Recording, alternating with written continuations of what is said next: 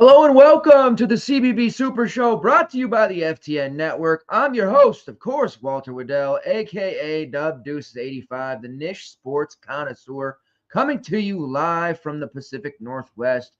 It is we are coasting, I should say, into Wednesday, February 12th, 2025. March is literally right around the corner. Appreciate the continued support you guys have continued to give, not only the FTN network, but the Super Show as a whole. For those of you watching live or on demand, before we get started, I would ask that you please hit the like button. The interactions, the likes, reposts, comments, questions, concerns that you guys have been hitting me with has been a tremendous help. Engagements, that's what it is all about. We live in an engagement based algorithm, and all of those engagements really do help us grow.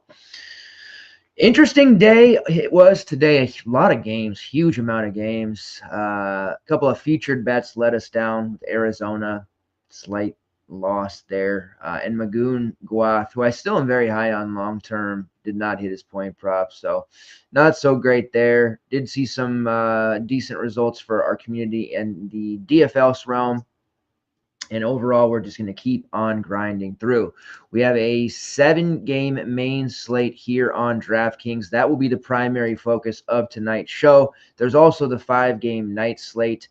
There will, be, of course, as usual, be coverage and projections for both. And we'll take a look at the FanDuel slate tomorrow as well for those that want to play. Injuries to Arthur Kaluma and Alex Condon doomed us on FanDuel, part of the game. What can you do? But we dust ourselves off and get right back to it. We've had some really good results over the last few days as well. It's just the nature of the beast. But we're about to go on a hot streak and have the best March Madness season that we've had in a decade.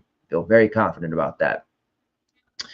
All right, let's get into this right away. We'll pull up the share screen. Get rid of this. Get rid of this. Oh. All right, there we go. Wolfpack on the main slate. Let's go. How could you not be excited about the Wolfpack on the main slate, man? That is, I was thinking about you as I was doing the minutes for the show beforehand, and I knew you'd be here, and I appreciate it. And Trey Parker, it's all about Trey Parker. I want to see some Dennis Parker, perhaps some Mr. McNeil if you can play some defense. But yeah, a pretty fun little slate that we have here, 7-gamer. Lots of overlap expected, but we'll find a way. We always do. All right, let's start off with this first game here: Stanford versus Georgia Tech. It's a total of 145.5. The Yellow Jackets are 1.5-point favorites. There are injury designations on both sides, starting with Georgia Tech. Xavier McCollum, who is dealing with a head issue, not a concussion, it doesn't sound like, but it did cause him to miss their last game. Does sound like there's a fairly good chance he plays here. We'll see. Obviously, if he doesn't, it leaves the Jackets with a 6 to 7-man rotation, which they've been doing for a lot of this season, whether it's Kwesi Reeves out, Jaden Mustaf, Luke O'Brien, or Javian McCauley. We've also seen Terry take time out. We've seen all of these guys in and out of the lineup here. So we'll see. Lance Terry is pretty intriguing at 6'4". He would be my primary option from Georgia Tech, especially if McCollum can't go. So on the multiple overtime game against Clemson, 52 minutes, and he hasn't been below 30 minutes in any of the last 10 games. In fact, you'd have to go all the way to November for a game he didn't play over 30 minutes. Now, a lot of that has to do with the fact that they don't even have a full rotation. They can't even scrimmage during practice without involving the team manager. So, but Terry's been great. He did struggle against Virginia. We can throw that one out. Maybe that 5 salad that he popped up keeps his ownership down. But I do like him to pop up for a 30-plus game. And when you look at the Georgia Tech projections, they're a little bit mediocre. Still have some DVP stuff to add in there. I do think this matchup against Stanford is far more fantasy friendly than it appears on the surface. Terry is the one that projects the best, as you can see there at 3.8x, but and also the one I'd be most confident in. Going with Bay and Dongo, Ryan Mutombo, who's been barely playing, the front court options like Ibrahim Sore, I would be very, very cautious with. having to defend Maxime Reynaud. He is a foul drawing machine, and I have no faith that Ndongo or Sawyer can actually stay on the floor for that long, which means we'll probably end up seeing some Ryan Mutombo here. Duncan Powell is extremely expensive at 7-8, but he thrives whenever he is thrust into bigger minutes, like you saw against Virginia, like you saw against Clemson, game against Virginia Tech. He is just absolutely detonating. He's a pretty gifted offensive player. Defensively, he's okay, but it's crazy how his minutes are so reliant on others getting injured, but he's probably the second or third best player on their team. He should just be starting even when they're fully staffed. Is expensive, once again, at 7-8. Secondary look here, especially if McCollum plays, because we know he's going to lose minutes. And then Nathan George is way too spendy for me at 8.4K. Some really solid results, 30-plus fantasy points in 5 straight games, which includes 2 over 40. He just fills up the stat sheet. Extremely high assist rate, a solid enough rebounding rate, and he scored over 20 points in 3 of his last 4 against the likes of Louisville, Clemson, and Virginia. You can throw out Virginia. They're not the yesteryear Virginia, but Clemson and Louisville, those are decent defenses that he's performed against. So not a total fade by any means, but definitely just a pricier look. On the Stanford side, big decision will be, and you look at all the pay-ups here, there aren't a lot to like. You've got Bruce Thornton at 10K, which is just a totally laughable price. You saw he put up 50 against Maryland, and then he follows it up with 21 against Nebraska. There's just no chance I'm paying 10K plus for Bruce Thornton. CMB, Colin Murray-Boyles, this is a matchup against Ole Miss that I think he could find a ceiling game, but he's kind of just okay for me overall. Hunter Salas, pretty expensive. Great Osabor, he's a stud. And then Chucky Hepburn, dealing with an injury, has a questionable tag. So it's really obvious who the top pay-up is. The most expensive player on the slate, Maxime Reynaud at 10.5, who's just about as bust-proof as it gets. Now, we did say Janai Broom was bust-proof, and what did he do today? He busted. Cam Jones, great matchup for him. What did he do? He underwhelmed. So you never truly can say that about anybody, but this is a great matchup against Georgia Tech. And I don't know that the ceiling-floor combination is as good with anyone else on this slate. We don't necessarily have the amount of value on this slate like we did today, thank God. Don't need 10 to 15 pieces of value on a slate. We just don't. So it makes it a little bit more of a challenge to get Reynaud. We'll see some weaker lineups. We'll see some more landmines, which we like. I thrive. I live for that. But I will try to find a spot for Maxime Reynaud in my lineup. But I will not sacrifice some of the mid-tier plays that I like and the projections like as well. So we'll determine a lot here. The Stanford Cardinal also have some injuries to deal with. Jalen Blakes, who's missed the last 3 games, dealing with a head injury of his own. He sounds more doubtful than probable, which means he'll probably start and play 39 minutes. That's just the way the injury predictions have gone, not only for us, but the media as a whole. And then Benjamin Giller, Benny, in the Jets, he was dealing with an illness which cost him the last game. Pretty certain that we'll see him down there at 3.9, typically plays about 18 to 20 minutes. Looking at Stanford's last game, they've got some bench pieces that are definitely interesting here. And again, it's a favorable matchup against Georgia Tech. Both teams expected to score in the mid-70s here. The total that sits there at 145.5, Ken Palm has them scoring 150, right around 150 with relative ease. And something about Georgia Tech games, much like Northwestern games, tend to go to overtime a lot. So I think we could see a little bit of an overtime spot here. We want to have exposure for sure. All right, so the starting lineup there with the injuries last game for Stanford: Ryan Agarwal, Isaiah Sailors, Maxime Reynaud, Jalen Thompson, interesting, and Donovan Young, the exciting freshman. Chisholm Akpara did play 27 minutes off the bench, and then we saw Aiden Kemen, Evan Stinson, and Anthony Batson. We did not see 2 games ago the explosion game by freshman Cameron Grant. He's very raw. We had to kind of write that one off. We knew it. But I am fairly interested in Chisholm Akpara here off top. They do have some size on that Georgia Tech front court, so we should see some additional minutes. He's played 19-plus minutes in 3 of his last 4, 20 fantasy points against Wake Forest. The game against NC State, he played 27 minutes, mostly out there for defense. He did score 10 real points. Didn't quite get over the hump, but his price of 3.9 definitely is interesting, and this is a slate where we're getting into a tighter price slate or a distinct lack of value that you can't feel great about like we did today. Akpara definitely is a option there that's going to find his way into some of my lineups. Also would be looking at Donovan Young at 3.5. He's played 19 plus minutes in 4 straight. Certainly an option there. Jalen Thompson, I didn't give him a minutes distinction here, but let's see. We'll give him about 15 off top. Okay. Could be some interest there depending on how these injury situations stack up. Also would be considering Ryan Agarwal, who's fairly decent price at 5.9 as a mid-range play with all those minutes. And then let's see here. Sellers at 6.7, a GPP look. If you are going to end up fading right now, it's kind of like the Cam Jones, Janai Broom, philosophy from today. If you're going to fade those guys, you kind of want to find a player on their team that's going to, soak up some of that usage, that production. For Auburn today, it ended up being Denver Jones, which I have to tell you right now, I was never going to land on Denver Jones, so that's whatever. But for Marquette, David Joplin, who had a nice first half.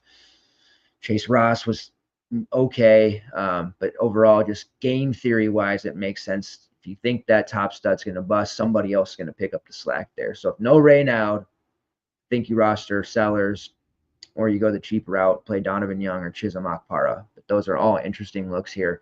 Georgia Tech mini stack definitely in play. Raynaud, you can see with a healthy 34 minutes projects well over 4x, much like Broom did today. Very obvious play there. And then Akpara with 22 minutes, 4.3x. Probably will turn him down a little bit, but depending on the injury news, I'm certainly going to be interested.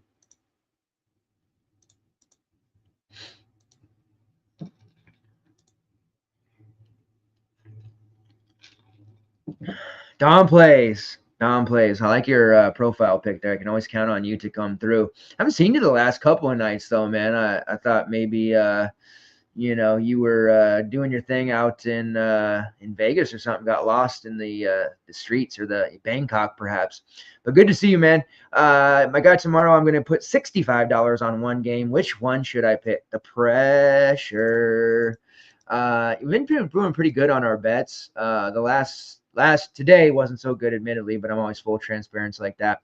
I do have 3 bets in particular. If I had to pick one, I'm going to hit you with Radford plus 3.5 versus Winthrop, and I'll go more into that later. But I have 3 bets in particular that I'm going to be looking at. But Radford plus 3.5 versus Winthrop is my top bet. I watch a lot of low major, mid major hoops. I think Radford is a good spot here as a small road dog. All right, let's get into this next game here. Louisville versus NC State, the Wolfpack, America's team. Both of America's teams on the slate, actually, NC State and Washington. When did they play? When does that game happen? 142.5 total. Louisville is a 6.5 point favorite. Let's get them pulled up. Wouldn't you know it? Injury designations. It just feels like of all the years, this is the most news. Like every day we have news that we know. I talked about this last night, and news that just pops up that we don't necessarily know. For Louisville, Chucky Hepburn comes into this game with a real possibility of missing. He is dealing with a groin issue. That's never fun. You know how it is with the groin pulls. You try to run down the court. You got that like light pull on the inner thigh. It's never fun. I think he'll end up going, but how effective he'll actually be, that remains to be seen. And this is kind of a prime spot for the Pack to maybe snatch one here at home, especially if Hepburn is any kind of limited or he's even out. We also have a probable tag now on James Scott, who was questionable earlier in the week. Got popped in the mouth, which cost him most of the Miami game. Sounds like he's going to play. I have put on him a conservative 23 to 24 minutes for now. They have priced up our guy, Abakar Traore, to 5-1, which makes it a little bit tougher to get to him, especially since, in that Miami game with Scott out, you would have thought he'd absorb some minutes in the second half. That really didn't happen. He played just 16. Against Boston College, he was extremely effective, played just 15, and then against Georgia Tech, 21. He scored 15-plus fantasy points in 4 straight. 5-1's a little bit of a higher price, but we're on a tighter price slate, so we can definitely look to him. He's just so effective, so efficient, has great rebounding numbers, has always been a fill up the stat sheet guy during his collegiate career when he was at Long Beach. He is a guy that I certainly want to get some exposure to, but I think the 5-1 price probably keeps me from rostering him in my main lineup. And the same can be said for Scott, who's up to 6-5 coming off the mouth shot there. There is Connie Ruth at 4-1, played significantly more minutes than usual, 25 to be exact. He seemed to be the one that absorbed the most minutes from Scott being out in the second half. Expect him to drop back down to around the 15 range, but he's looked very effective in the last few games as well. Louisville has a pretty solid front court for the most part. DVP-wise, they definitely get beat up on by other aggressive front courts, but they've got some guys that are just a little underdeveloped at this moment. You also have Rain Smith at 7-7, the sharpshooter, and then Terrence Edwards, Javon Hadley kind of round things out. Looking at the Louisville projections, Traore is the one that, nearing 20 minutes, he's looking fairly decent. But everyone else on this Louisville team, they're just priced up from some huge results lately. And they've had this short rotation. All of their guys have just put up some big scores. I mean, Terrence Edwards is sitting there at 8-3 now. That's at a really high price for him. Definitely warranted with the way he's been playing. A 54 against Miami, a 41 against BC. But we're accustomed to paying mid-6 range for him. It's just a bit of a sticker shock there, but doesn't mean he can't get there against NC State. In fact, he's probably a bit of a matchup problem against them overall. On the NC State side, this is a team that is still riding the the natural high and the good vibes of a deep tournament run. Something about that kind of makes you feel good. 9-14 record. It's tough. They haven't won since early January when they beat Notre Dame by 1. Definitely need to get a win here. Does it come against Louisville? Probably not, but they do have a game on Saturday against Boston College that is definitely winnable. And then the road game next Wednesday against North Carolina, which is the Super Bowl for both teams this year, because neither is going to be making the tournament. The Heels would be very, very surprised if they did. In the 1-point loss against Stanford, we saw Dontrez Styles, who's playing really well right now, arguably the best, most productive player on the team. Jaden Taylor was okay, and then we saw a offensive breakout for Marcus Hill, which we haven't seen consistently. Michael O'Connell was very ineffective, and then Ben Middlebrooks was in major foul trouble, fouled out in 13 minutes. Those were the starters. With Brandon Huntley-Hatfield out last game, we saw Ishmael Diouf play over 20 minutes. In fact, Diouf has played over 20 minutes in back-to-back games without BHH. That was known for him to be out with an illness. I don't know if the status is he's going to actually play. We'll see how that shakes out. It sounds like he will. So I'd expect Diouf to kind of regress back to under 20 minutes here going forward. Dennis Parker, Paul McNeil. Defense can be spotty for McNeil. He's not going to get a ton of minutes. Parker, I don't know what they're doing to him. I feel like his confidence is a little shaken because of the way he's used.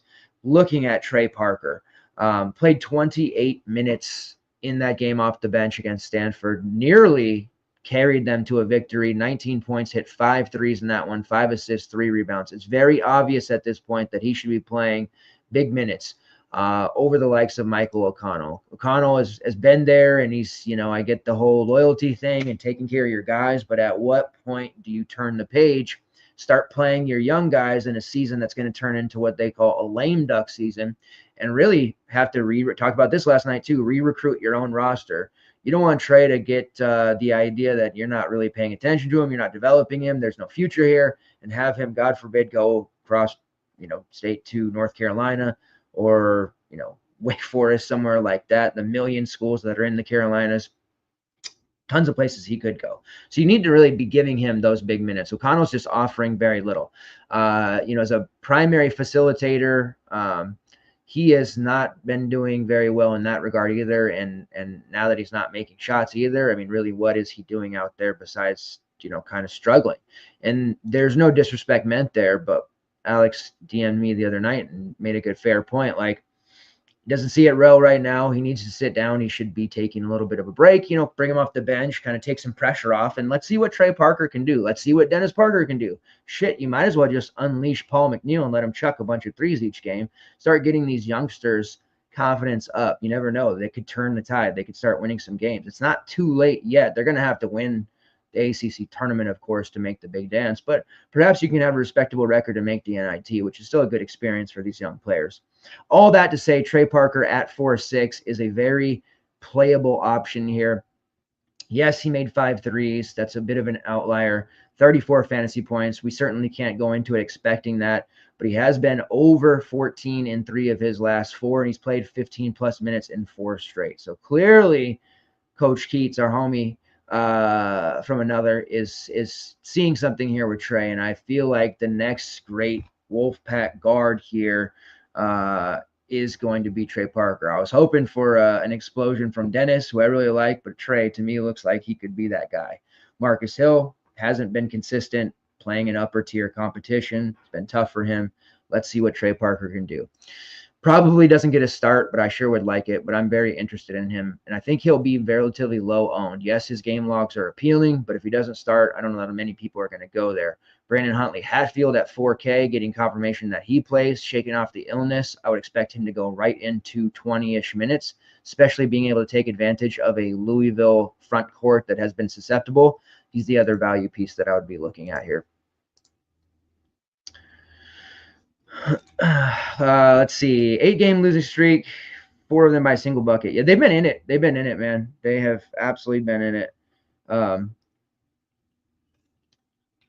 Arguably could be closer to 500 here if things broke right. BC's coming on the weekend, man. Let's go. Keith's got 5 different questions about Trey in the weekly press conference. Here's the hope, and he takes the hint. Yeah. Sometimes coaches feel like, well, they know, I mean, they're the coach, whatever, but, taking constructive criticism or, hey, like, what's everybody seeing that maybe I should be looking at a little bit closer here? And I'm sure his assistants are saying the same, but, you gotta do something, and it's time to unleash these youngsters. Probably a little bit off on McNeil because he can't defend worth a lick, but Trey Parker, man, he looks legit when he's out there. All right, let's move on to the next game here. We got Florida State versus Wake Forest. Total of 143.5. The Demon Deacons are 6.5-point favorites. What do you know? Injury designations in this game. I don't know. It'd be a more of a shock at this point if we found a game that didn't have any injury news that we need to be aware of. And even if it didn't, sure to wake up and find some.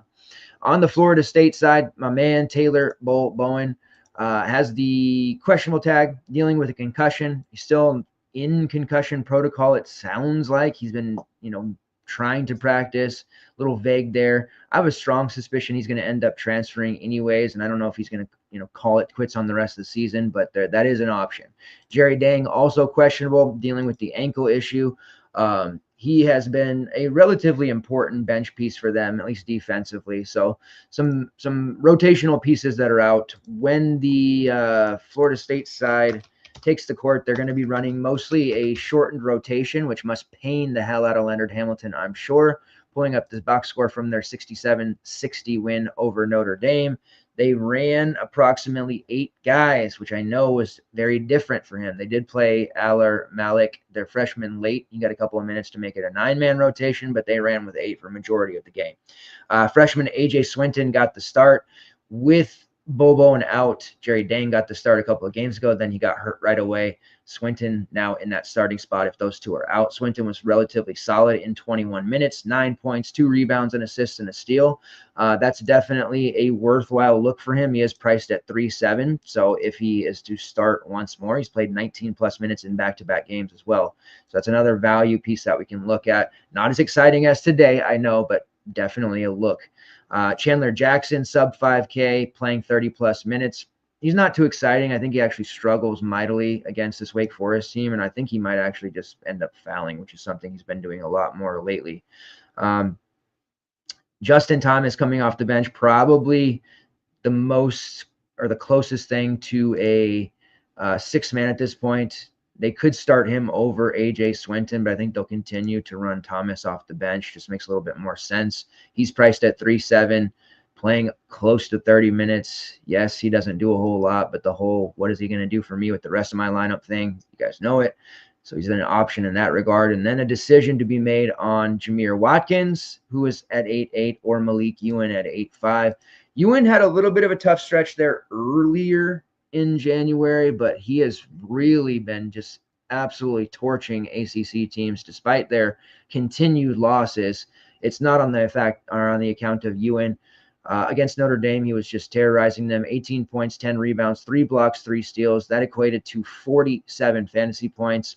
If I have to choose one of them, typically you'll see the masses go to Jameer Watkins, and for good reason. He has a much safer floor overall, but doesn't have the same level of upside to break the slate that Ewan has, and that's because he has an elite rebounding rate, an elite block rate, and overall he can score, and he does it without shooting threes. The fact that he's scoring 16 plus points in 4 of his last 5, despite the fact that he shot 1 3-pointer, shows you just how devastating he can be in the painted area.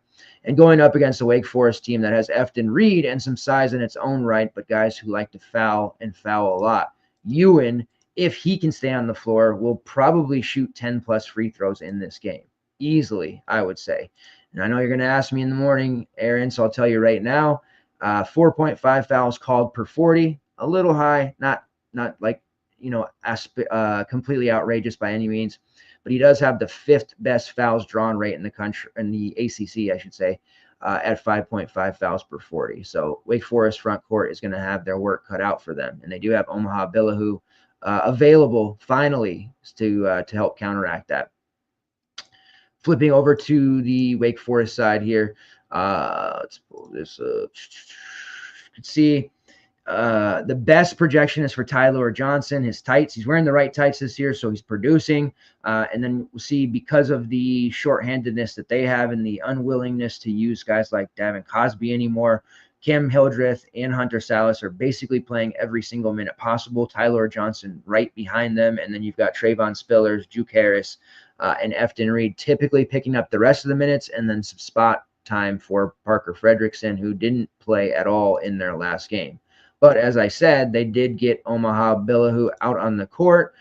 He is somebody that has some serious upside. Transferred from Iowa State, has only played in a few games this year.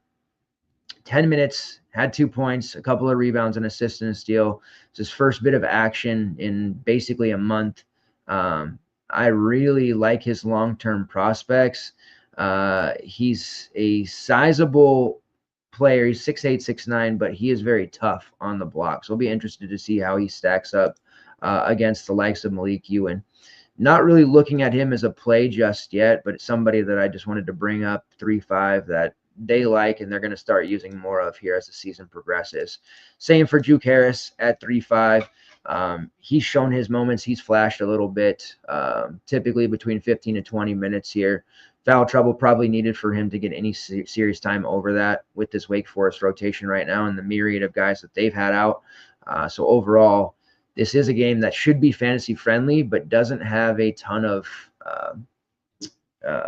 main team plays or lock button plays on either side. I would say Tyler Johnson, 6'8". It's a bit spendy, but I think I actually trust him the most at this point. And then Malik Ewan on the other side, possibly AJ Swinton, depending on how those injuries stack up. Salas is just very expensive at 9.5. Hildreth is really expensive at 8.1. And then with Efton Reed and his foul issues, he can really hurt you at that 6.6 price. I do think Trayvon Spillers has major upside at 6.4. He hasn't shown it lately. He's been I think he's gassing out a little bit because of all the minutes they had him playing early on. And his shot attempts have gone down significantly as well, which isn't a great sign. So it's hard to roster him right now because they're not really setting plays for him. He's having to get his stuff on putbacks, and he's not rebounding all that well right now either. So that makes me really probably only in on Tyler Johnson on the Wake Forest side. All right, next game on the slate here, we have Oklahoma State versus TCU, a total of 139.5 and a 5.5 point spread in favor of TCU. This is another game that we know from, just following games, watching games, just doing our thing, that this should be a fantasy-friendly game. The projections as a whole don't necessarily like this game. Nobody really popping at the moment, but I do think this is a game we're going to want some exposure to. We know the deal with Abu Ousmane from Oklahoma State. If he can stay on the floor for 25-plus minutes, he's usually a smash regardless of who they're playing, but it's a big if, and he got into major foul trouble in a dream matchup against ASU over the weekend. He played only 10 minutes. He still only almost put up 12 fantasy points in that 10 minutes. Just imagine what he could have done if he got over 30.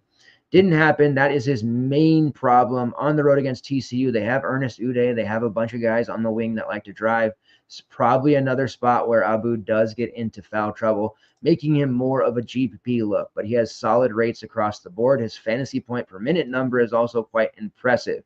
So I definitely want some exposure there if I'm running alt builds. Marcellus Avery coming off the bench, too expensive at 6'2". He can fill it up randomly, but I don't know that we can really use him as a main team look. And Bryce Thompson, he goes on these waves where he looks unstoppable, and then when teams actually game plan for him, he just really kind of gets phased out of the game.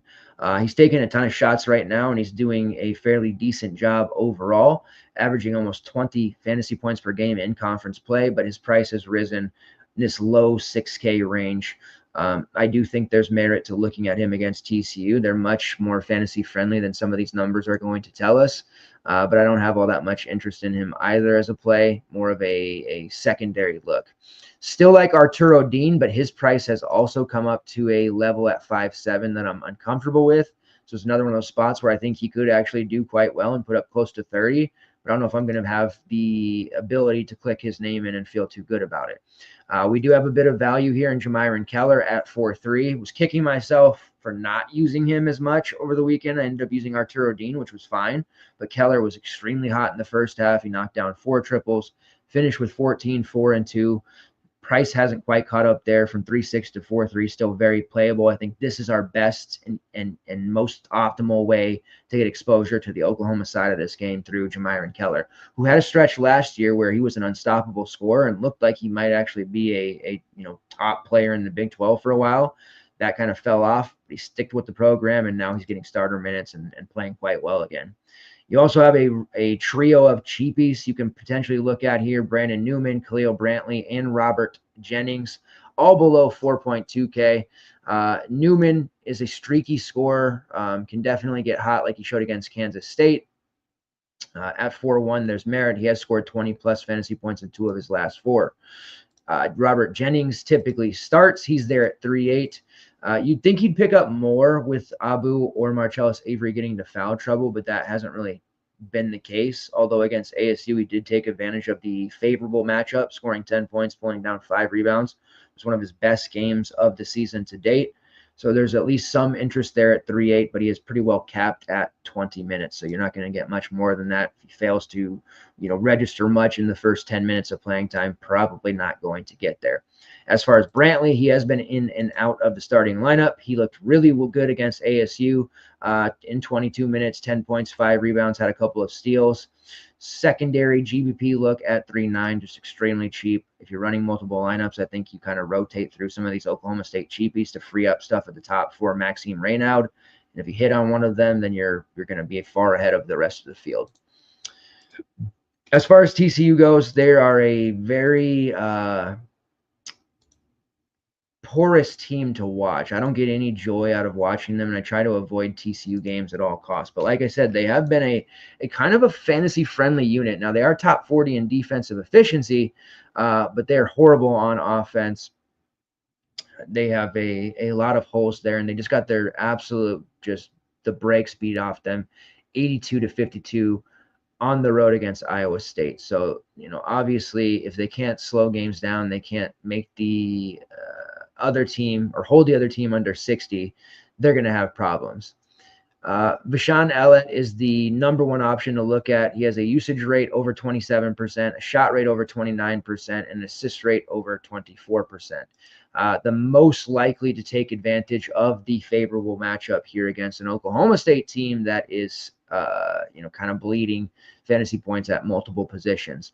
Of course, Ellett is the most expensive on the team at 7.4, so it's a real decision, but you can see he's got major pop against West Virginia. gutted out a 65-60 win last week, I should say. 22 points, 11 rebounds, 5 assists for 47. Look at some of his other lines here. 8 points, 4 rebounds, 6 assists. Just 8 real, but that was a 27 fantasy point game. And then 15, 5, and 4 against UCF. 9, 2, and 5 against Iowa State. Even in a game that they struggled, you see, still filling it up in all categories. So definitely like Owlett. If you're not going rain out and you want to fill out your lineup with some of the mid-range guys that have some pop like Owlett, he makes the most sense. Ernest Uday, if he can avoid foul trouble, should absolutely dominate in this game. But I feel like he and Usain are going to kind of neutralize each other for a bit. And Uday, his price isn't dropping fast enough. He's really not putting up these huge games. He wasn't very solid against West Virginia, as a lot of TCU guys were. 6 points, 8 rebounds, 3 blocks, which put up almost 28. But it's been really tough to peg because he just doesn't get shots. They don't run offensive sets for him. He's another player that just has to get his stuff on putbacks, and it's not happening as much for him. So you see the most shot attempts he's taken in the game in the last 5 is 5 in their last game against Iowa State. He's had games where he's taken 1 shot, 2 shots, 3 shots. There's just not a lot of volume there for him. It'd be a completely different conversation if he was priced at 5 as opposed to 6-9. Some of the secondary looks here, Noah Reynolds. Now, he could do really well in this matchup. Very uncomfortable with his price of 6-8. I'd rather find the salary and go to Vashon Owlett. I think that's more of a smart move. He does have usage and shot rates above 21% and assist rate over 20% as well. Has been, like many players, dealing with minor nicks and injuries and all kinds of things like that. And you look through his various logs, there's not a ton to warrant these higher prices that he's looking at here. Earlier in the non-con, he put up some big games like a 40 against Arizona, a 24 against K-State, a 33 against BYU. So he definitely has the capability, but 6-8 is a very steep price. So not going there. Traz White has been in and out of the starting lineup. He's not really acclimated for Power 4 basketball. So you're seeing his minutes have been kind of dwindling there. David Punch has developed fairly nice, especially as a rebounder the last month of the season. That's reflected in his minutes. He's now playing mid-20s minutes, but he is priced up to 5'2". Great matchup once again, but is he the guy to take advantage of it? Remains to be seen.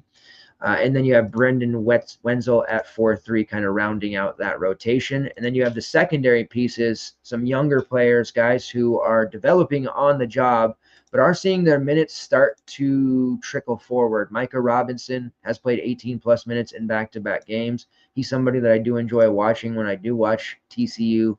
Jace Posey has played 16-plus minutes in back-to-back games. And then Malik Diallo has played at least 13 minutes or more in 4 of his last 5. So they're starting to get these guys more PT. If I had to choose one of those sub 4K options to kind of dart throw and say, hey, here's the one you want to look at, I do think it's Micah Robinson, but that's not doesn't come with like the Dub Deuces seal of like guarantee by any means. Any one of Posey, Manning, Diallo, Robinson could have a decent game here, but that's just a GVP rotation there at best. So it's a shame. I wish that Oklahoma State was playing pretty much anyone else, because I'd love to be in on this game, but I think we're going to be a little bit light on this one just because of TCU's side of things. Because I could see TCU making Oklahoma State struggle to score even 55 points in this one. And if that happens, we may see just a ton of ugliness, sub 3x scores, which is just going to be brutal for a short slate. But I think a lot of people will ignore it, so maybe there's some built-in leverage there for such a short slate of 7 games. All right, next game on the slate here, Ole Miss versus South Carolina. It's a total of 138.5. The Rebels here under Chris Beard, they are 4.5-point favorites. Let me just rant for a minute about this Ole Miss team. Let's get them added here. I'm a pretty big fan of Chris Beard as a coach on the court, and don't want to get into any of his personal stuff, but on the floor he's a great coach, right? He's a developer. No one can question his X's and O's. He's got Ole Miss at his 18-6 record. This is a team that's very disciplined. They don't turn it over. they're 12th in defensive efficiency, 29th in offensive efficiency. They do drive a lot, so a high number of their shots get blocked. Maybe that's one of the weaker parts of their game. And then second chance opportunities don't exist for them as much. They are one of the lowest ranked teams in the SEC when it comes to offensive rebounding percentage, but they do a lot of things well. One thing additionally they don't do well, and this is on Chris Beard, is use Malik Dia effectively. Drives me absolutely nuts. And I was bitching to no end over the weekend because we had a really nice lineup on that slate with Ole Miss. And a lot of us ended up cashing despite Malik Dia putting up a 3. He played only 16 minutes there, and that just obviously can't happen. Now, Ole Miss, they did eke out the 72-70 win over LSU at the Maravich Center, mind you. Dre Davis, who we also had a monster game, 22 points and 7 rebounds. So that was nice. But this way that Malik Dia is being used, it's just maddening. And I would never sit here and say that I know more than Chris Beard. Clearly I don't. But I do know the way he's using Malik Dia is very ineffective. Plays him for 2 minutes, then he sits for 7. Plays him for another 90 seconds, then he sits for 4. Like, what? I don't know how many of you have played basketball in your life. I assume a lot of you, any kind of competitive basketball, right? We're talking AAU level, whatever. You know how it is. You got to get into a rhythm. You need to run up and down the floor. You got to get that adrenaline going. It's really hard for you to come into a game cold and be effective if you're just going to be yanked out in under 2 minutes. You can do hardly anything in 2 minutes. And he was forcing bad shots because of the way he was being used. He ended up shooting poorly, 0 for 6, because every time he got the ball, he had to chuck it up because he was getting a quick yank. 16 minutes for Malik Dia is absolutely, excuse my French, fucking unacceptable. There's no reason why he should be playing that little minutes. He was one of the best players in the country at Belmont last year. Rates wise, they speak for themselves. He had the highest usage rate, highest shot rate in the country. Like, he just took over games. Elite at drawing fouls, 35% 3-point shooter, well adequate for a guy who's 6'10", and a great rebounder to boot. So I don't understand why he's not being used very well, because he absolutely detonates when he's given minutes. We had that monster game against Alabama, DVP, 23 points, 19 rebounds. Like, I'm always going to hang my hat on that game because that shows how good he is. And he had a great stretch during that. Arkansas, 21-8, 19-7 against LSU the first time. That was a 3-game stretch in the middle of January that he was just completely unstoppable. And honestly, the primary reason why they won those games on the road against Bama and Arkansas, and then the home win against LSU. So it's just, I'm racking my brain trying to figure out, like, whose girlfriend did this dude sleep with, because why is he only playing 16 minutes? And he's starting, so I'm inclined to want to use him again, but as it stands right now, obviously we can't. So I had to rant about that real quick, because he's only 6K. And let me tell you, if Malik Dia plays even 24 minutes, like, I beg you, Chris Beard, to even give him 24 minutes, because if he does, he's going to shatter this 6K price. I don't care who they're playing on the road. South Carolina, I know they got some defensive chops, but Malik Dia is the real deal. He can shoot threes, he can rebound, hell of a shot blocker.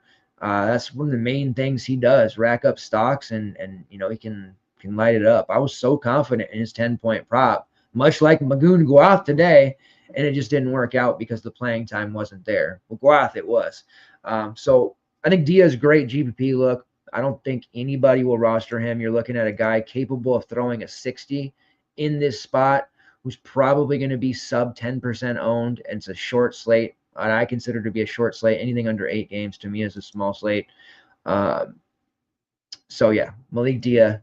And I mean, let me rattle off his rates for you real quick. 25% usage rate. In SEC play, though, that's risen to 26.4, which is top 15 in the conference. A 30% shot rate, which was 6th best in the SEC. Think about all the talent in the SEC and all the shot takers and all the dominating players that they have. Malik Dia, top 6 in shot rate. 22.7% defensive rebounding rate in conference, which is 3rd best in the SEC. Expand that out to all the games. It's at 25.8%, which is top 30. Block rate of 7.7%, which is 9th best in the conference. And he's also shooting around 30% from long range. Like, that's good enough for me with what he does. Hitting, 30% from long range just keeps him dangerous enough. So all that to say that I'm probably not able to use Malik Dia or tell you to use him in your main lineup. But if you're running anything alt build wise, you're a fool if you don't play Malik Dia, honestly. Love Dre Davis. Davis had to shake off some personal stuff. He's also had some injuries pop up, but he looked astounding at the LSU game there. 33 minutes, took 16 shots. He's taken 10 plus in 3 of his last 4. His price has risen. 4.8 was a pretty big no-brainer, I'd say, right? At 6.1, less of a no-brainer, but still very much in play considering it is a short slate.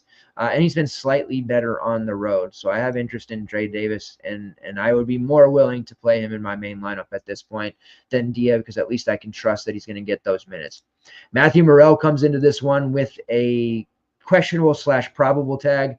I will say he's had that tag on him for the last 5 games, and he's still continued to play 35-plus minutes as a starter. So he's in really no danger of missing out here. They won't even really say what the deal is or what the injury he's dealing with, so who knows how severe it even is. And then you have the likes of Sean Padula at 8.2, kind of spendy for me. Jalen Murray at 6.3, which is definitely in our balanced Betty wheelhouse. And then Jameon Brakefield at 6.5, who's kind of going through the same thing as Dia, but to a lesser extent, where he's on the short stint. So he'll play 3, sit 5.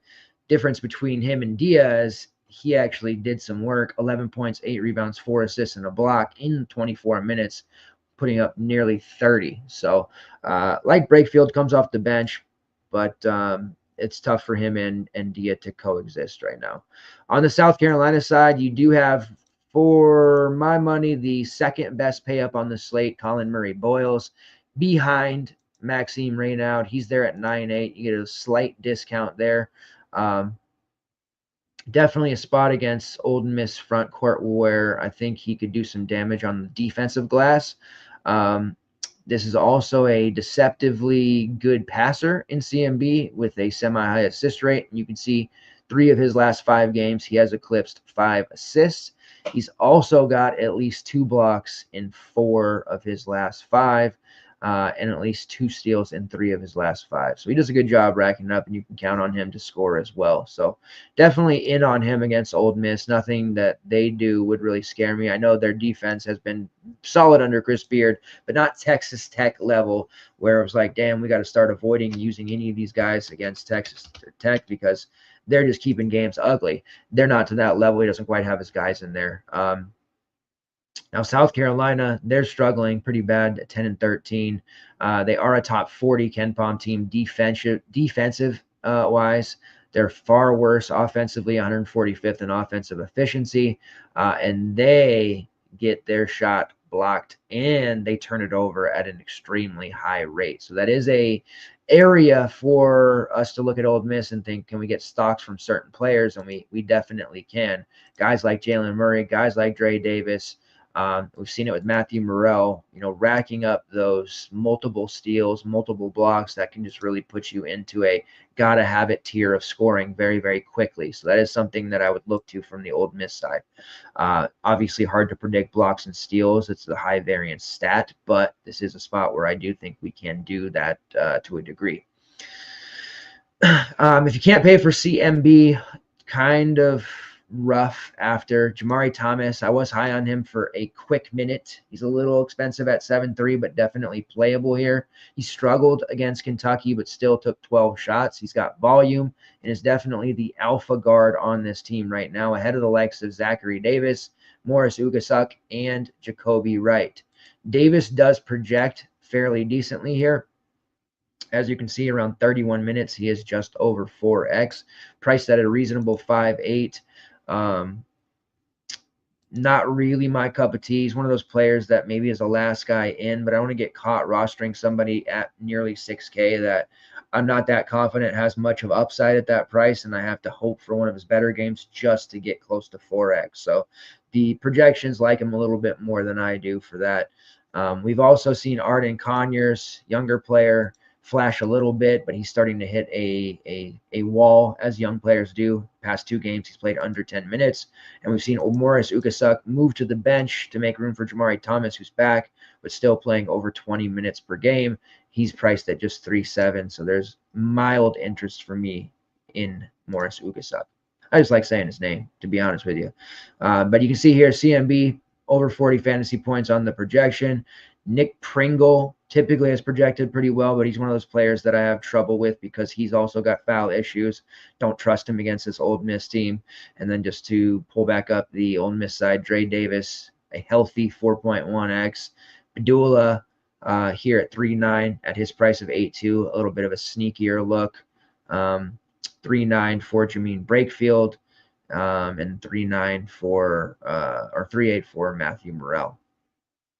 So there's some pretty good projections here for Ole Miss, and I'll probably crank up a few of them just because the Ole Miss rotation, while frustrating, we can definitely play their guards because they're going to get a lot of minutes. My favorite being Dre Davis. Right behind him, I'm looking at Jalen Murray, Jamean Brakefield, and then I would not be opposed to going to Sean Padula if you can afford him and you're not going with CMB or Maxime Reynaud. All right, next game on the slate here, we have Xavier versus Providence. It's a total of 147.5. Xavier, a 1.5 point favorite. We just went a whole game without much injury. Well, I guess we had the Matthew Morrell questionable probable. I was going to say we just went a game without like a ton of injury stuff, and now we're going to dive into a game that has plenty in case you were missing it. On the Providence side, it's going to get a whole lot worse before it gets better. They just seemingly are dealing with a new injury every single week. Jabri Abdur-Rahim is the latest. He's out for the remainder of the season, dealing with a knee issue. We knew that partially last week, but it's just they haven't been on the slate, I don't think, besides once on might have been a Sunday slate, if I recall. So people might not have seen that, but Abdur-Rahim out. That is a 20-plus minutes player there to go around to others. We know Bryce Hopkins out, and then Wesley Cardette, who is dealing with a knee issue of his own. Did try to come back against St. John's back on the 1st of this month, but it was way too painful for him. He said he couldn't even hardly stand on it and couldn't run for sure. So he's missed the last couple of games. With Abdur-Rahim out, with Cardette ailing, we did see a slight shift here in starting lineup and rotation over the last couple of games. Now it's Rich Barron, who has played significant minutes in the last 2, over 30, and he did get the start in that game against Butler, and he got to start against Creighton as well. So assuming he continues to start, he scored 23 against Butler, hit 7 of 9 from long range, and against Creighton, he had 11, he hit 3 of 8 from long range. Not just a gunner, though. He's got 3 steals in those 2 starts, 8 rebounds, and an assist. So he's going to give us a little bit of everything here. Let me pull that team up, and as you can imagine, somebody priced as low as Rich Barron and putting up those kind of numbers and getting those minutes is going to be one of the top value plays on the slate, and we can expect him to be relatively high owned.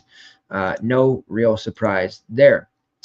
So you can see, let's see, Barron at 32 minutes, 4.2, over 18 points. I would just recommend plugging him in. Not as if he's some kind of dominant player, but that's a lot of minutes for a player at that price point in a neutral matchup, I'd say, against Xavier, with a myriad of other options in that same price point that are just not very trustworthy. So we want to defer to cheap starters where possible on a slate like this. Ryan Mila, all these freshmen are going through their freshman wall at the same time. Like you're seeing it with Ian Jackson in North Carolina, and now Ryan Mila, who looked incredible there for a 3 or 4 game stretch. Then he had to miss a game, be limited for a game or 2, and now he's dropped out of his starter spot the last 2 games and really not been as effective. Did play 24 minutes off the bench against Creighton, but only 15 against Butler, and really just not looking to do much on the scoring side. So clearly don't want to use him unless he were to jump back in the starting lineup. but once he figures things out and develops further, he's going to be a guy we're using all the time next year. I've been pretty clear and steadfast about that. Christ Ndoko did not play in the last game. He doesn't carry an injury tag, but he has been dealing with a hamstring issue that's popped up here and there. So he did not play against Butler. So we'll see what happens there, if he's going to be a usable asset. He doesn't start, so it's kind of hard to peg if we don't know ahead of time that he even has an injury designation. We just can't risk it. Oswin Urunwumsi does start in the interior, but he is a big-time foul machine, and you see it's affecting his minutes negatively to a great degree. Without Esendoko in that game against Butler, they did end up playing the 7'2" Anton Bonke for 9 minutes. We've seen some spot starts for him as well. Sophomore, relatively raw, so not a lot of experience here in the front court for this team. And as these veterans keep getting knocked out for the entire season, they're getting even more lean in that rotation. They do have some trustworthy options here in the backcourt, though. Jaden Pierre playing over 30 minutes. The projections always like Jaden Pierre. I think I've mentioned that the last few Friar slates. I'm not as high on him. I'd much rather prefer going with Corey Floyd for a little bit more, or even all the way up to Bensley Joseph. Corey Floyd, I'm a little bit partial to him. Had a swap a couple of days ago on that Butler slate where we had to, or no, what was it? The Creighton slate. Had some value emerge, ended up having to make a decision between Corey Floyd and someone else, can't remember. I rarely ever play Corey Floyd. Decided to play him against Creighton because they've been such a fantasy-friendly defense, and he had a 16-10 performance there for 36, and he followed that up against Butler with a 17-4-6 performance. He's actually scored 30-plus fantasy points in 3 of his last 4. So, yes, his price is up at 6.6, but he's being rewarded with heavy minutes, 40 against Creighton, 34 against Butler, 34 against Seton Hall, and 33 against Georgetown. So he is on the floor a ton, partially to do with the fact that they keep losing players to injuries, but also he's been one of the better players on the floor at this point. So I think I am probably going with Corey Floyd. I know it's 6.6. I expect him to be low owned, but I feel pretty good about him. I also like Bensley Joseph, high shot rate, high usage rate, a little spendy at 7.6. But I like the guards in this game against Xavier, especially if it gets into a shoot-off with guys like Dante Maddox, Ryan Conwell. These Friars, these guys can shoot as well, especially Joseph and Floyd, and be very, very profitable for us potentially for those guys to get into a shootout. So Floyd is the preferred look for me. Also Rich Barron. That means I may end up playing 2 Providence guys here. Not as much trust for me in Jaden Pierre as the projections have it, but he has scored 28 fantasy points in back-to-back games, which is definitely serviceable and very reasonable at his price point of 6.3K. We did see Justin Fernandez when Rylan Mila had to miss a game, put on this ridiculous game that just will never be replicated by him back in January against Villanova. 17 points, hit a million threes. He's got some upside there at 3-3, but if he's not a starter and they're not down at least 2 more players, he's probably not going to be worthwhile. So Xavier side, always looking at Zach Fremantle. He was pretty chalky last slate, funny enough. Back-to-back games of 27. I was on him heavy against Georgetown. Didn't quite work out, 17-3-2. I don't like the way he's playing lazy on the boards. Like, he's not attacking the glass like we've seen him do. He's hanging out around the perimeter a lot. I've been watching a lot of Xavier games lately because it's on Fox. He's definitely getting it done offensively, but he's just not doing enough elsewhere to kind of push him over the top. So he's definitely got a safe 3.5x floor at 8K, but I don't know, even against Providence, which is a fairly safe matchup or favorable matchup, I should say, that he's going to have necessarily juice to kind of get into that 5x range. Projections, we do have him at 31 minutes, right around 32.77 fantasy points, which is value, but I think we can do slightly better there with some other options that we've talked about. Also like Ryan Conwell, 6'9", Marcus Foster at 6K, and Davian McKnight at a meager 5'7". So you're getting some really solid options for really cheap prices. Dallin Swain is there at 7K. He's probably going to have to drop a little bit. I really do like Swain as a guard forward eligible player. He can fill it up in a hurry. He was awful against Villanova, though, and only played in 15 minutes. typically we can count on him to play 30. As long as he starts and there's no weird injury stuff there or doghouse things, he's definitely a great GPP look. Probably not get there in our main lineup, but I definitely want exposure. Considering heavily Marcus Foster at 6K, he's been much safer than I think most people realize, much safer than even I realize. That 13 rebound game against Georgetown, that was a bit of an outlier, but when you dig in deeper, you'll see in conference play, he's been averaging over 5 rebounds per game, and he's getting it done in a myriad of ways, and he can also shoot fairly consistently from long range. So he's a devastating player that probably doesn't get enough attention. That McKnight price of 5.7, I think he'll be semi-chalky because of it. Initiator of offense, has the keys to it. Facilitator, guy that has his hands on the ball a lot, so that makes sense. And then Dante Maddox as a GPP look. His price is up to 5.4 now. He was red hot against Villanova, 4 of 6. Hit a couple of threes against Georgetown. He's just instant offense when he's out there. So I like the heat check play on him as a GPP look. 5.4 is a pretty high price for him, though. If he misses some shots, misses some assignments, he could very easily play only 15 minutes. So tread lightly there. But 24 real against Villanova in a game that they did lose, but he was trying to claw back and bring them back. And he's got the weird hitch double clutch shot that he does, but it works for him. So those are looks on Xavier's side. I think I'll end up with one of McKnight or Foster, and then, of course, on the other side, Floyd with Barron. All right, last game on the slate here. We have the other of America's teams, Washington Huskies versus the Ohio State Buckeyes. This is on Ohio State's floor. Total of 144.5. Ohio State is a 10.5 point favorite.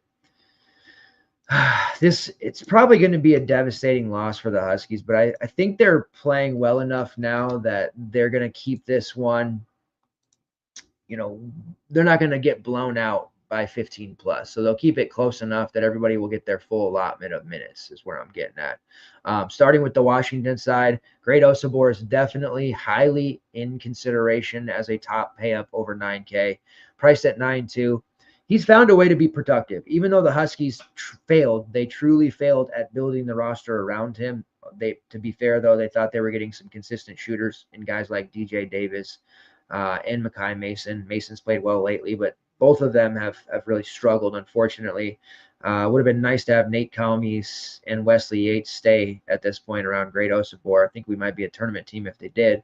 But he's found a way to be productive. He rebounds at a high level, blocks shots. He's, playing a point forward role that's just very advantageous when it comes to DFS purposes. So I'm definitely on board with using him. You can see he does project over 4x there at 36 minutes. We've seen Makai Mason's minutes spike, and he's been very good. He is one of the top plays there at 4.3x. Expect him to continue to play those heavy minutes. Then we have Zoom Diallo. He's priced at a meager 5.6. He's coexisted with Makai Mason and Tyler Harris, and they've kind of emerged as the top 3 on the perimeter options with Great Osabor. So we're seeing those guys, that quartet, play a ton of minutes lately. And speaking of which, Tyler Harris, he's priced a little bit high at 6.7, but he's had some massive production come through the last few games. Flirted with some double-double, some high rebound games, some great shooting nights. Definitely in play. So it starts with Osabor, and then you filter through Diallo, Makai Mason, Tyler Harris. Those are your primary options from this team. Wilhelm Breidenbach has been starting, but playing under 20 minutes. So you might see him at 3.7 and think, am I getting a sneaky starter here? Probably not. Tyree Iheanacho plays 20 minutes, but he's out there for his defense. Louis Courtwright has been suspended and booted out of the team for now because he's not playing much and he's causing us to think about it. So they told him to go home. Frank Kepnang, he's worked his way back from several injuries the past couple of years. Would like to see him play more. Hasn't happened yet, but he's in this 10 to 12 minute range. And then DJ Davis, he's only 4.2. He's in and out of the starting lineup. Some games he'll play 25 minutes because he's hot. Sometimes he'll play 5 minutes because he's not. Very volatile player. I think Makai Mason's still cheap enough at 5.5 and Zoom Diallo at 5.6 that you can go there and not drop down to a DJ Davis in hopes that maybe this is the day he gets hot. If you're running multiple lineups, sure, absolutely. But if you're a one lineup guy, do not touch DJ Davis. And probably just assured he's going to put up 40. On the Ohio State side, lo and behold, we do have some guys who are potentially going to miss in this game. Let's get the right team. Okay. Devin Royal, who was questionable yesterday. Now he's day-to-day. We'll see. It's an ankle issue for him, which caused him to only play 15 minutes against Nebraska, and they ultimately lost that game. Not having Royal around would be a significant loss for them. Aaron Bradshaw also carries a questionable tag here because of the illnesses that are going around college basketball right now. Remember, that also means some of his teammates are probably going to get sick at some point over the next few days. But Bradshaw just came back from missing some games, and now he is in very big danger of missing this one. If Bradshaw and Royal were to be out, man, Frank Kepnang becomes really interesting as a GPP value because the size for Ohio State and their rebounding ability goes out the window. They do still have Colin White, who's relatively raw, and they have Ivan and Jagovin, who has played some more minutes recently, but neither of those guys would be able to handle a collegiate veteran front court of Frank Kepnang and Great Osibor. Just not going to happen. So we'll monitor that. There is still Sean Stewart, who's priced at 4-1. I do expect Sean Stewart to be heavily owned. He just doesn't do it for me. His price is rarely above 5K at this point, so it's not as if we're getting this supreme value. He does have decent enough rates that with 18 to 20 minutes, he does typically project for value, and you can see here, I'm at 18 minutes. He's pretty close at 3.8x. Anything above that would put him at value typically, and that would be a major boost if Royal and or Bradshaw were to sit out. I don't think either of them will, but we'll see. Last game on the slate, though, so you'll have to have multiple swaps ready in case you're going to play that route. I do think Micah Parrish is absolutely going to murder us. He's priced at 7-2, so he's a bit spendy, but he has posh play vibes written all over him. Lower rostership, capable of putting up 40+ in this spot. Absolutely. Do some manual projections there on him. You'll see he doesn't necessarily have the best at 24.45, but I do think he is in a much better position to put up 30 than below that. John Mobley, 3-point assassin. He's a little bit spendy at 7-1. I'd rather play Parrish. And we've seen Mobley have some struggles to pay off this price, and he's still putting up some pretty nice numbers, but they were numbers that when he was priced at 5K, not so much priced at 7-1. And then you have Bruce Thornton, kind of touched on him earlier, but 10K. It's a laughable price. He very well may put up 50 here, and if people use him and he gets it, fine. But there's just no way in hell I'm using him. I know everybody that plays DFS in any sport has that one or two guys that just you're not touching because they've ruined you in the past, and I can confidently say Bruce Thornton is that guy for me.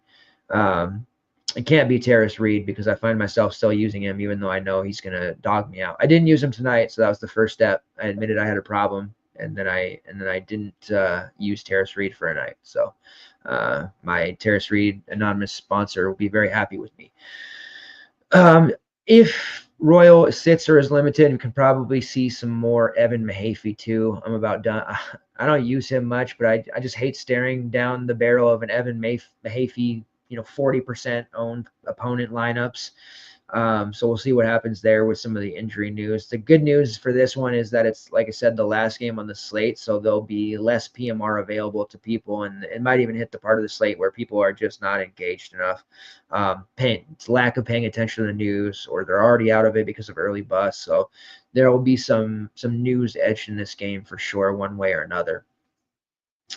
And that's to say, Devin Royal, if he does play at 7-9, he has major GPP upside in this spot against the Huskies, because without Frank, we've been absolutely dominated inside.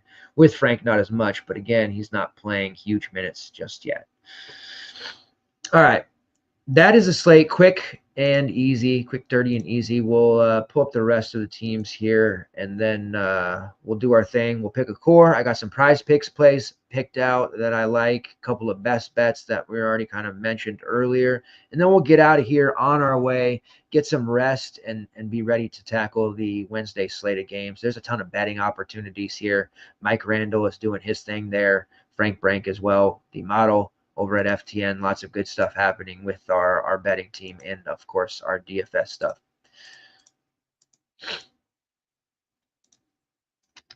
And I made it through just about the entire show without having to pause for oh my God, it's so cold. My nose is congested. Hold up, guys. I got to blow my nose here. So I'm doing kind of pretty well. Doing pretty well, man. This is we're getting into our routine, our rhythm. Pretty soon we'll be daily shows and we'll just be knocking it out. And a few of you have been asking me about when I'm going to start rolling guests again. In the past we've been a pretty guest heavy show. But in the lieu of some of these large slates and all the content that I'm doing, sometimes it's just easier to knock it out and do it solo. But I am going to start getting co-hosts here from various spots around the industry, and of course in our own backyard with guys like my man Adam here. Might be able to ask Kutri to check us out here again. Used to come on all the time, and a few other players in the industry, and good friends of mine, guys like Razzle, and a few others. So that's going to be coming soon. I'm definitely not going to be doing 5 to 6 shows a week by myself. That is something I used to do early on in the show's existence, and I just don't want to do it again. I want to have some friends on the show to help facilitate, because I tell you what, it gets pretty tiring over a while, and then I end up losing my voice because I end up just going crazy. I'm screaming in the house about the tournament and overtime and everything else, and then I come on the show and it's like sound like Aunt Edna with the smoking problem. All right.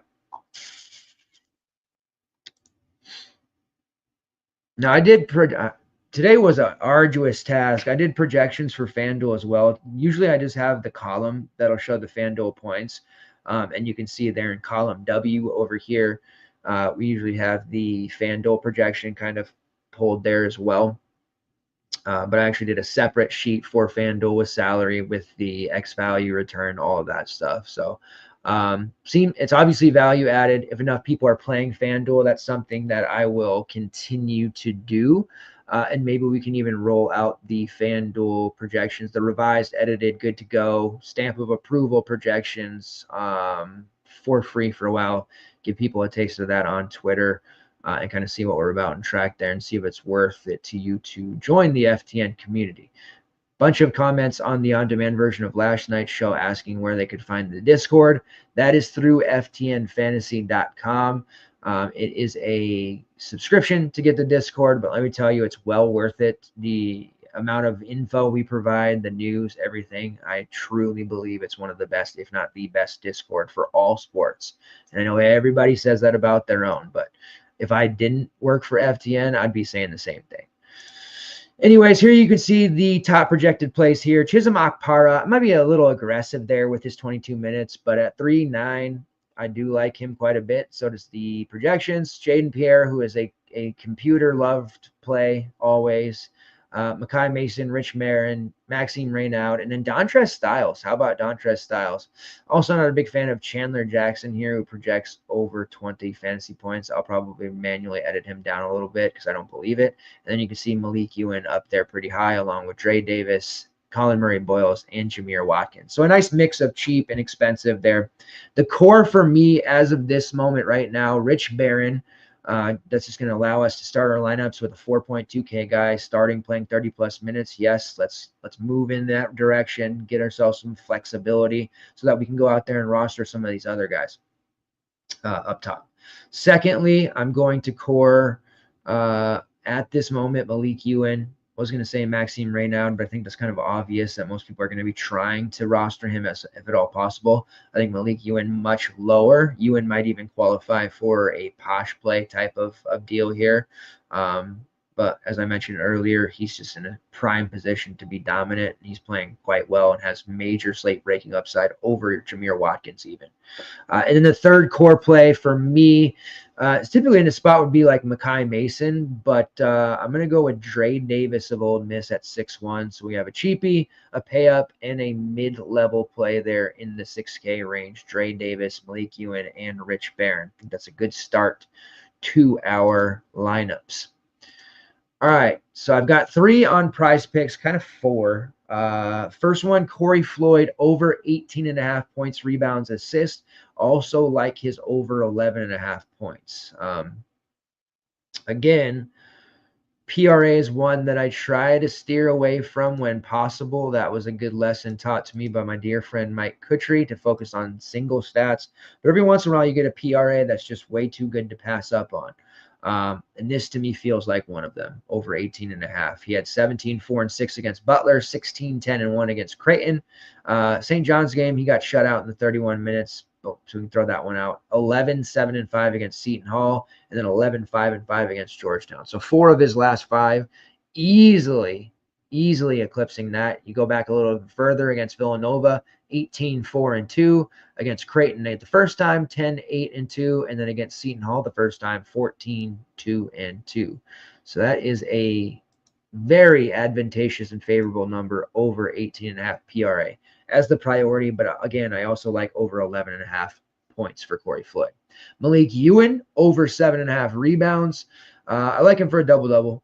I think that rebounding number will potentially be even higher, like by tomorrow afternoon. I think Price Picks could round that up and have it as 8.5 and 9 as more people bet it. And then lastly, Tamar Bates, over 1.5 3-point shots made. That is the Missouri sharpshooter. I believe Missouri is going to be on the night slate, but looking at that, playing against Oklahoma, Ken Pom has them projected to win 80-73. The Oklahoma 3-point defense has been stout, and that's something that is kind of a hallmark for Pollard or Moser. But Tamar Bates is really just out there to shoot and score. Don't necessarily see him provide us with a lot of other stats, although he does have a high steal rate. But he takes a ton of shots. 17 attempts against Texas A&M, 14 against Tennessee, 11 against Ole Miss. He's just been absolutely chucking in, and he's hit at least 2 threes in each of his last 4 games, 5 of his last 6. So the volume's going to be there. 7 attempts, 10 attempts, 3, 6, and 6. So I like this over 1.5 threes for Tamar Bates. Should be able to hit 2 here because that is his primary game. All right, so that is Prize Picks. On the betting side, I had mentioned Radford plus 3.5 versus Winthrop. Yes, they are on the road, but this Radford team, they've got a little bit of fight to them. They're 16-10 here under Coach Darius Nichols. They did have a competitive first half early in the year against Clemson. They played South Carolina, they played Colorado State, they played Utah, they played Pittsburgh. They've had a fairly huge non-con of playing teams that well prepared them for a conference that honestly in the Big South has some teams capable of pulling first round upsets like High Point, like Longwood. They did play Winthrop back on January 4th at home. It was an 87-67 victory for Radford. Obviously playing on the road, that's a different story. Ken Pom has it 78-76 in favor of Winthrop. Gives us a little bit of room there. I actually have it more like 4. So I'm all over this Radford team here. The Truth Harris play. He's an elite 3-point shooter, top 40 in the country. He is fun joy to watch. I watch a ton of low major and mid major basketball on demand on ESPN Plus. That's a kind of a must-have sub if you're into watching games. Radford or Truth Harris was a East Tennessee State transfer initially. He's really developed as a shooter and a scorer, second best 3-point percentage in the Big South Conference. He has just been instrumental for Radford to be playing as well as they are. Josiah Harris also, another really strong play for them out of St. Francis, high usage rate, elite rebounder, second best rebounding rate in the conference. And then Jarvis Moss, who originally started his career at Stanford, spent some time at Davidson. Now he ends his career here at Radford, where he is just a real force. 8th highest offensive rating in the conference, 38% 3-point shooter, which is top 11 in the conference. His Radford team is the real deal. Winthrop, don't get me wrong. Winthrop, they have been competitive for a long, long time. They are 17-9 currently under Mark Prosser. This is a good team. They are playing at the 9th fastest tempo. But one thing they cannot do is defend very well. Radford also can't defend very well, and both teams can get hot very quick. And the pace boost that Radford is going to get here is just way too advantageous. So I will take the Radford plus 3.5 versus Winthrop. That was the quick rundown of my bet of the day. I'm also going to be looking at LSU plus 9.5, not just looking, but also betting against Arkansas. I think that one's much closer than a 9-10 point spread. And then UTSA plus 6.5 versus Wichita State. I don't have a lot of faith in Wichita State these days to close. They've had some pretty close affairs here lately, and they've stopped the bleeding with a win over South Florida and Charlotte here recently, but they were skidding hard, winning just one game in the month of January. That's rough.